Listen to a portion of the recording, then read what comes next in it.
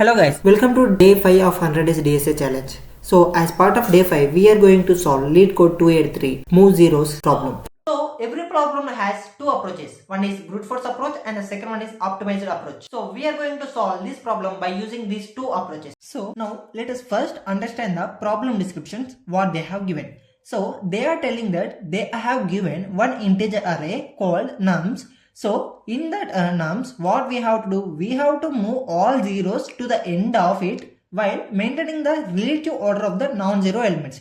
Means, so they have given one array called nums, right? So in that array, what we have to do, we have to move all the zeros to the end of the array and we have to maintain the relative order of the remaining non-zero elements. Okay na? So now let us see some sample test cases which they have given. So now let us see the first test case. This is the array. So what we have to do in this array? Basically there are 5 elements in this array and there are 2 zeros and the remaining are non-zero elements. So what we have to do? We have to move these 2 zeros to the end of the array and we have to maintain the relative order of the remaining non-zero elements. So that's what we have to do, right? So the output will look like this. So 1, 3, 12, 0, 0. So we have to get this output after solving this problem. Okay na? So this is how we have to move the non-zero elements to the end of the array by maintaining the relative order. Now let us see the second test case. So in the second test case, there is only one element. Whenever there is only one element in the given input array, the output and the input will be both are same. Okay, now whether it may be 0 or non-zero. So the output is also 0 in this case.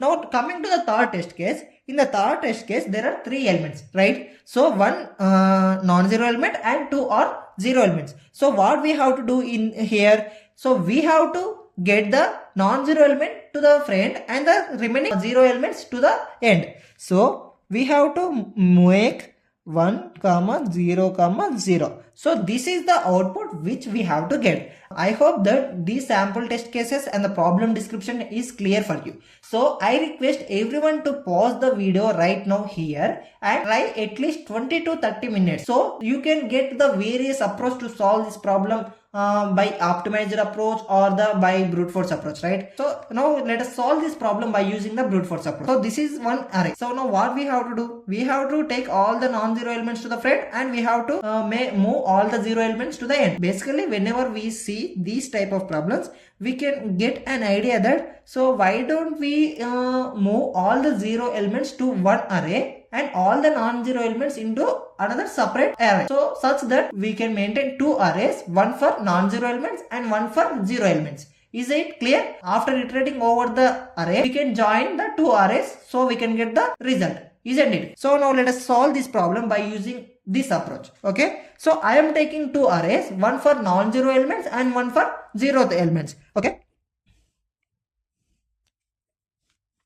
So this is one array and this is another array. So in this array, I am going to store the non-zero elements and in this array, I am going to store the 0 elements. So the first element is 12, right, which is non-zero. So I will keep 12 in this array. And the second element is 9, which is non-zero. So I will keep 9 is in this array. And the third element is 0. So I am going to store 0 in the separate array, right? So I will store 0 in this array. And fourth element is 1. So I will store 1 in this array. And the fifth element is 0. So I will store 0 in this array. Then 7, it will come to this array. Then 6, it will come to this array. Then 3, it will come to this array. And then 0, then it will come to this array. And 1, then it will come to this array. So now what we have seen here, so we are maintaining the relative order of the elements and we have separated the zeros. Okay na? So if we combine these 2 arrays, then we will get the actual output which we want. But if you carefully look at this problem, we should not have to solve this problem by this approach. Why? Because in the problem description, they have clearly mentioned that we should not have to use any extra array for solving this problem. But here in this approach, we are using the 2 arrays for solving this problem, isn't it? So, but coming to the time complexity, the time complexity for this problem is order of n. But it is taking the extra space for storing the elements, array elements. Okay na? So here we are taking extra space and for this array also we are taking the extra space. But here in this case, what they have told, we should not have to use any extra arrays to solve this problem. So this is not the preferred approach for solving this problem, even though it is one of the approach for solving this problem, but it is not the preferred approach. I think it is clear for all of you. Now let us solve this problem by using the order of n time complexity and without using any extra space. So we are going to solve this array. Okay, so this is the array which we are going to solve by using the optimized array. So what I am going to solve in this approach, so basically how I am going to solve this problem by using the optimized approach. So let us see here. So I am not going to focus zeroth elements here. So I am just focusing on the non-zero element. Whenever I am finding any non-zero element, I am just bringing that non-zero element to the front. Is it clear? Okay na? So I am just ignoring the zero elements, and whenever I find the non-zero elements, I am bringing that non-zero element to the front and I am incrementing the count. Okay, each time whenever I get a non-zero element, I will move that non-zero element front of the array and then I will increment that count. So now let us see how we are going to solve this problem. Basically the array will look like this, but what I am doing, so whenever I am finding the non-zero element, I am making that element to move to the front, then I am incrementing the count. So as soon as I found any non-zero element in the array, I am moving that element to the front. So I found 3, so just I am moving to the next element.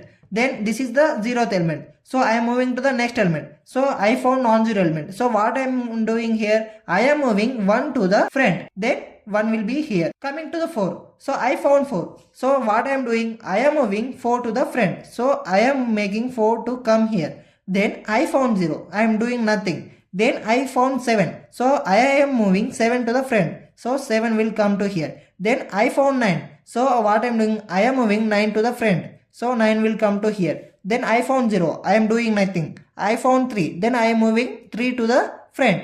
So this is the output which we have to get. So we have maintained the relative order of the elements and the remaining 3 spaces. So these spaces we have to fill with extra zeros. Then the problem will get completed. I think it is clear for you. So now let us see this problem by the code. So previously I took the count. At first count is equal to 0.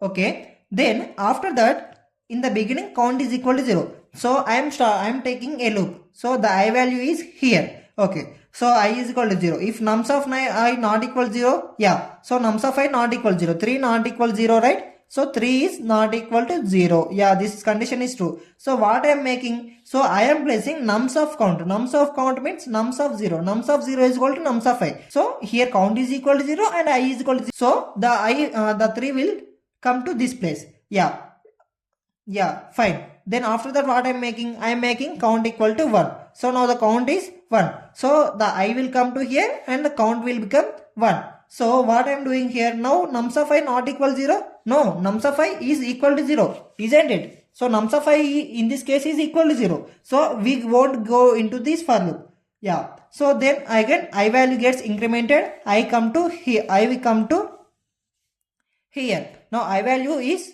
2. So nums of 2 not equal 0. Yeah, nums of 2 not equal 0 because at nums of 2 we have 1. We will go into this if condition. So nums of 2. Nums of count. Nums of count means, so in count we have 1. So nums of 1 is equal to nums of I. Nums of I means at a nums of I which element is there? 1. So we are placing at index 1 value 1. So this. Is it clear? And after that we are incrementing the count value. Now the count will become 2. Yeah. Now I value will become 3. Now I come to here. Yeah. So what is the nums of I? Nums of I not equal 0. Nums of I not equal 0, right? So we will enter into the if condition. So if you see here, nums of count is equal to nums of I. So what is the count here? 2. So in place of nums of 2, in index 2, we are placing nums of I. Nums of I is 4. Nums of I is 4. So we place 4 here. Is it clear? Then after that we are incrementing the count. Now count is 3.